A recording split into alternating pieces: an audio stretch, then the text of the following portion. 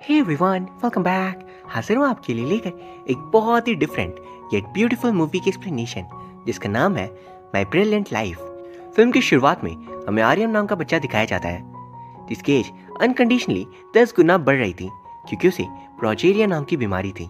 आर्यन अपनी नोवेल लिखते हुए नरेट करता है कि मैं 16 साल का हूँ पर अपनी लाइफ में कभी भी स्कूल नहीं गया। मैं घर पर ही रहकर बुक्स पढ़ता हूँ एंड कंप्यूटर पे नोवेल्स लिखता हूँ। एंड उसने अपने मॉम एंड डैड की लाइफ के ऊपर भी एक नॉवेल लिखी थी कि वो कैसे 17 साल की उम्र में ही पेरेंट्स बन गए। फिर सीन शिफ्ट होता है उनकी पेरेंट्स की पास्ट लाइफ में जब उन्हें पता चला था कि आर्यम की मॉम प्रेग्नेंट है। वहीं फिर हम आर्यम के पेरेंट्स मीरा और डाइसू को देखते हैं जो डिस्कस कर रहे थे कि अगर उनकी मॉम एंड डैड को पता चल गया कि वो पेरेंट्स बनने वाले हैं तो उनका क्या होगा।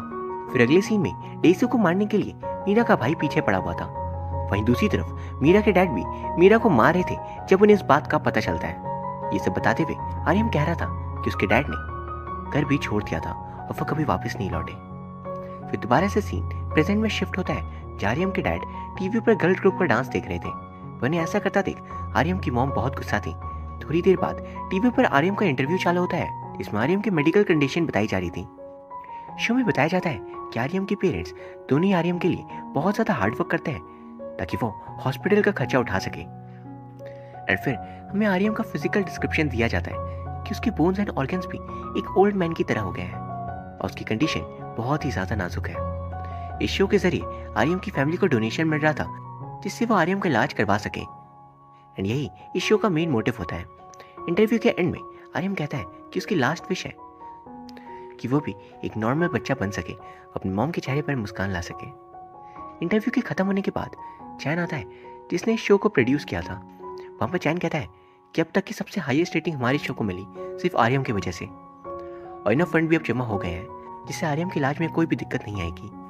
फिर आर्यम अपने डैड के पास जाता है और कहता है डैड आज मुझे भी अपने साथ कैब पे ले चलो। पर आर्यम के डैड मना कर देते हैं ये बोलकर कि अगर वो आर्यम को लेकर गए तो आर्यम की माँ उनकी पिटाई करेगी। पर वो उन्हें मनाने की बहुत कोशिश करता है एंड आखिरकार वो मान जाता है। आर्यम टैक्सी में बैठता है एंड मोस्टली लोग उसे अच्छे से बिहेव कर रहे थे पर कुछ लोग उससे दूर जा रहे थे ये बोलकर कि ये बहुत ही डिस्गस्टिंग है। आर्यम में देख उदास हो जाता है लेकिन उसके डैड उसके सामने थे इसलिए वो अपनी फीलिंग्स नहीं दिखाता। जब आर्यम उसके डैड घर पर आते हैं तो उन्हें देख मीरा थोड़ी उदास थी पर बाद में वो उनके साथ गार्डन में जाती है जो उन्हें बहुत ही अच्छा फील हो रहा था। तभी आर्यम कहता है विंड इलेक्ट्रॉन्स को मूव करती है दूसरे एटम्स तक जिस वजह से हमें अच्छा फील होता है। ये सुन आर्यम के फादर कहते हैं तुम मेरी तरह बहुत ही स्मार्ट हो। तो उसकी मॉम कहती है इस गलत फहमी मत रहो डेसू, उसका ब्रेन मेरी तरह है बहुत ही शार्प। सुन डेसू आर्यम को अपने साथ लेकर जाता है। आर्यम जब वॉशरूम से बाहर आया था तब उसे कुछ एलियन कहकर बुला रहे थे और बुली कर रहे थे लेकिन तभी डेसू आ जाते हैं और आर्यम को वहां से ले जाते हैं। वो बच्चे फिर भी आर्यम को चढ़ा रहे थे इसलिए आर्यम ऐसे इमेजिन करने लगता है कि उसके डैड अब ये फ्लाइंग किक उन्हें मारेंगे पर होता एकदम उल्टा है और डेसू उन बच्चों को नहीं बल्कि पुलिस वाले को किक मार देते हैं जिस वजह से उसे जेल जाना पड़ता है। पर मीरा जैसे तैसे अपने हस्बैंड को वहां से छुड़ा लेती है। और फिर दूसरे दिन आर्यम और मीरा दोनों डॉक्टर के पास उसकी रिपोर्ट्स देख रहे थे जिसे देख डॉक्टर कहते हैं कि आर्टरीज बहुत ही कमजोर हो गई हैं और जल्दी आर्यम को एडमिट कराना पड़ सकता है वरना कंडीशन बिगड़ जाएगी। जब आर्यम और मीरा दोनों घर जा रहे थे तभी वहां पर कुछ लोग आर्यम को घूर रहे होते हैं और वो उसकी कंडीशन के बारे में आपस में बात कर रहे थे जिसे देख आर्यम अपनी मॉम से जल्दी चलने के लिए कहता है पर मीरा उसे कहती है तुम इन लोगों से डरते क्यों, उनका तो काम है लोगों पर तरस खाना या उनकी कंडीशन पर हंसना पर तुम्हें उन पर ध्यान देने की जरूरत नहीं है। भूलो मत मैं एक माइनर थी जब तुम्हारा जन्म हुआ था। ये सुन आर्यन कह रहा था क्या सर्कमस्टांसेस पेनफुल होते हैं। मीरा कहती है होते तो है पर उनका दर्द बर्थ देने से ज्यादा पेनफुल नहीं होता। फिर आर्यम अपने फादर के बारे में बता रहा था कि उनकी तो बहुत ही अच्छी बातें हैं कि वो बहुत लंबे हैं और बहुत काइंड भी, लेकिन वही उनकी तो बुरी बातें भी हैं कि वो बहुत ही ज्यादा लंबे हैं और बहुत ही ज्यादा काइंड भी। एंड ये सब लिखते लिखते आर्यम के चेस्ट में पेन होने लगता है इसलिए वो दवाई खाता है जिस वजह से वो उसी जगह सो जाता है। थोड़ी देर बाद जब उसकी नींद खुलती है तो वो देखता है कि उसके पास एक लड़की का मेल आया था जिसका नाम था सुहा। उसने अपने मेल में आर्यम के बारे में सब कुछ लिखा था जो भी उसने टीवी पर देखा और अपनी विश भी रखी कि वो उससे मिलना चाहती है। ये सब पढ़ने के बाद आर्यम को हर जगह सुहा की वॉइस सुनाई देती है। एंड फिर हम मीरा और डाइसू को देखते हैं जब मीरा डाइसू से कह रही थी आज बार आर्यम ऐसा नहीं होता, ये सब कुछ मेरी वजह से हुआ है। दरअसल जब मीरा प्रेग्नेंट थी तो वो नहीं चाहती थी कि बेबी बॉर्न हो इसलिए उसने बहुत ही ज़्यादा एक्सरसाइज और रनिंग की थी ताकि बच्चा पेट में ही मारा जाए। ये तो डाइसो कहते हैं ऐसा कुछ नहीं है, अगर एक्सरसाइज करने से म्यूटेशनल चेंजेस होते तो मेरी भी कंडीशन वैसी होती, क्योंकि मेरी मॉम ने भी बहुत सारे एक्सरसाइजेस किए थे।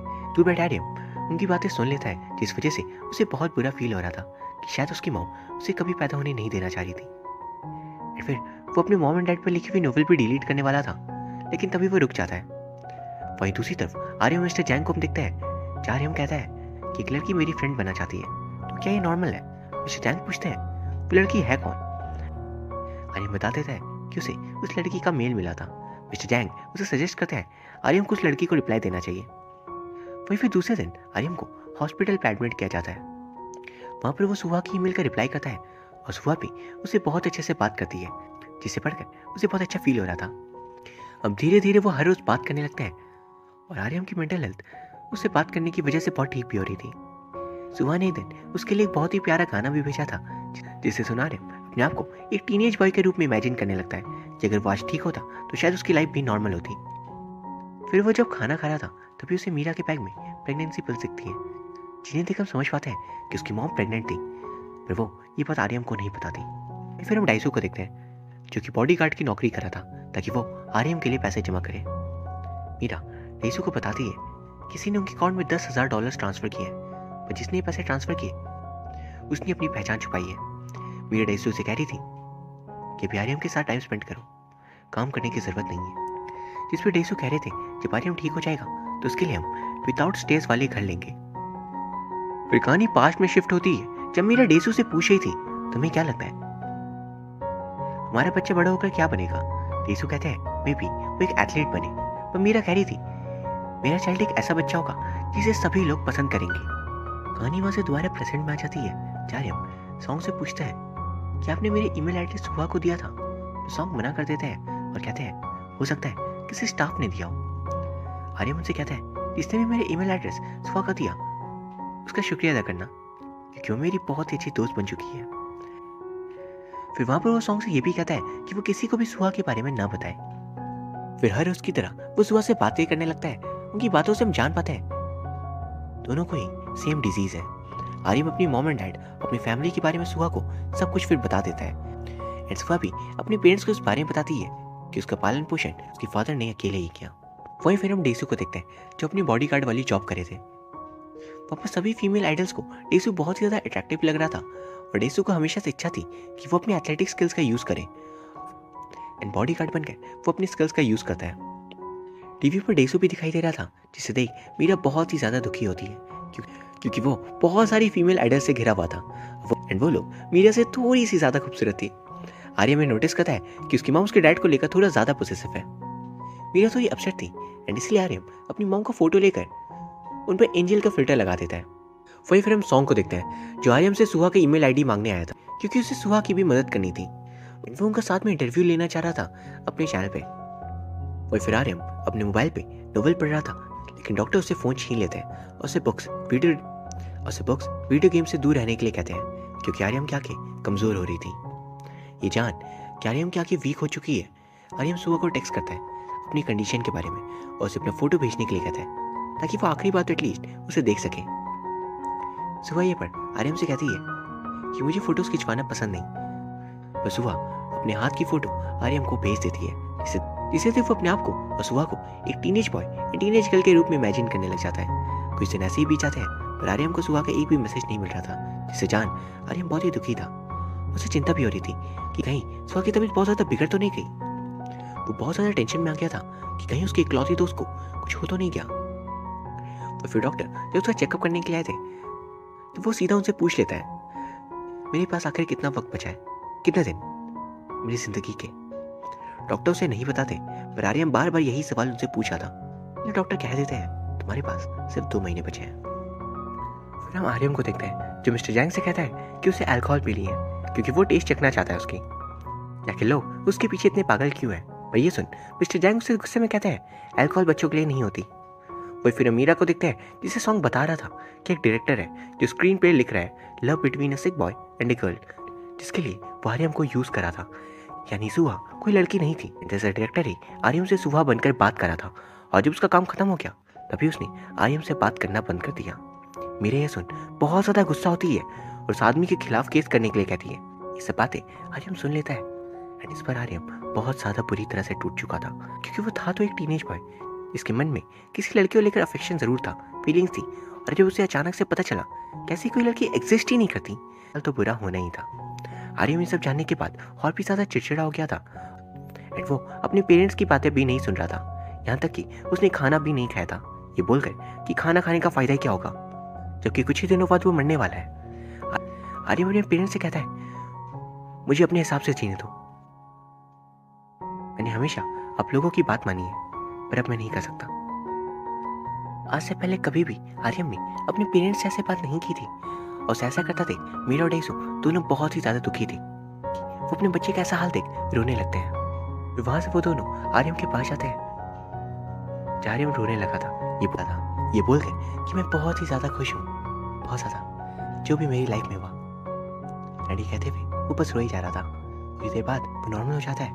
अपने डैड से कहता है, बहुत ही ज्यादा थैंकफुल हूँ गॉड से, क्योंकि उन्होंने मुझे आपसे मिलवाया एंड मुझे आप जैसे पिता मिले। डेसू इस पर रिप्लाई करते हैं, मैं भी बहुत सारी शुक्रगुजार हूँ कि मुझे तुम जैसा बेटा मिला। आर्यन और डेसू नॉन स्टॉप बातें की जा रहे थे, लेकिन तभी अचानक आर्यन कुछ भी देख नहीं पा रहा था।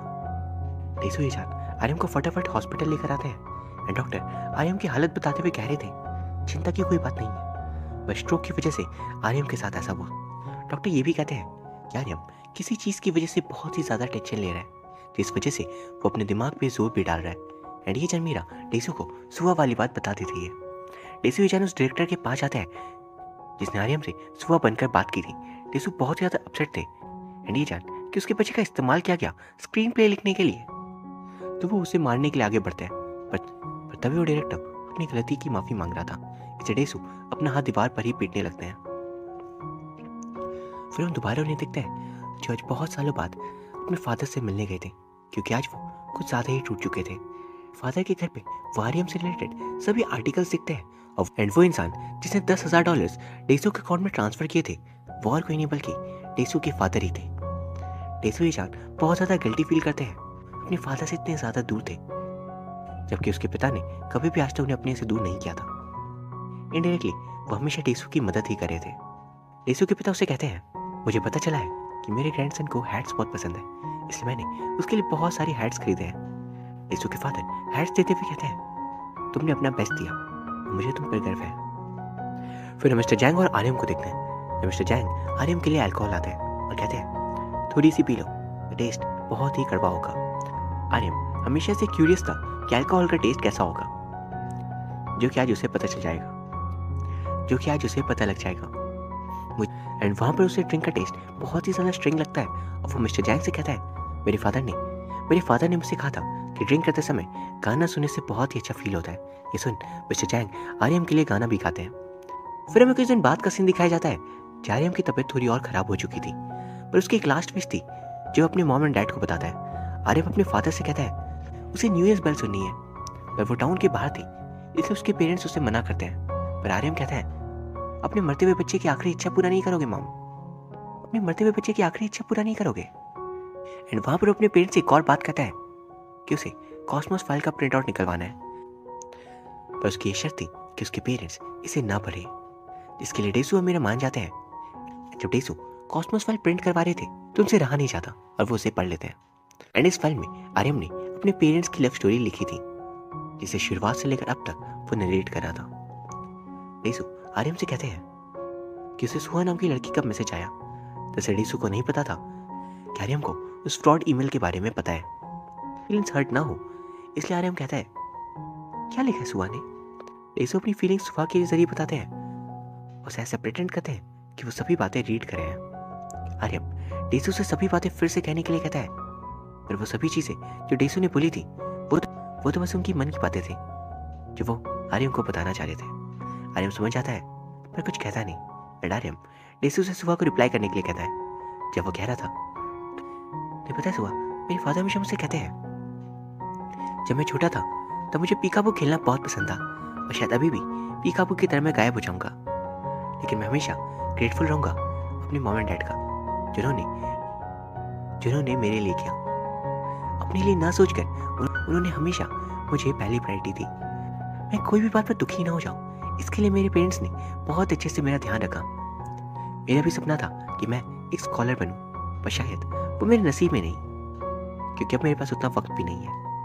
ये सब टाइप करते करते टीसू बहुत ही ज़्यादा इमोशनल हो गए थे, क्योंकि उनके छोटे से बच्चे में आखिर इतनी ज़्यादा समझदारी जो थी। फिर हम दोबारा डेसू को देखते हैं, जो डॉक्टर से आर्यम को डिस्चार्ज करने के लिए कह रहे थे, क्योंकि आर्यम की आखिरी विश थी कि उसे न्यू ईयर्स बेल सुननी है। डॉक्टर पहले तो उसकी परमिशन नहीं देते, पर आर्यम की नाजुक कंडीशन देख वो मान जाते हैं। फिर आर्यम उसके पेरेंट्स अपने डेस्टिनेशन के लिए निकल जाते हैं। जब रास्ते में आर्यम अपनी मॉम से कॉस्मोस फाइल पढ़ने के लिए कह रहा था, तो उसे फाइल अपने पेरेंट्स को उसके बर्थडे के दिन गिफ्ट देनी थी, तो वो अपनी विश पूरी करना चाहता है।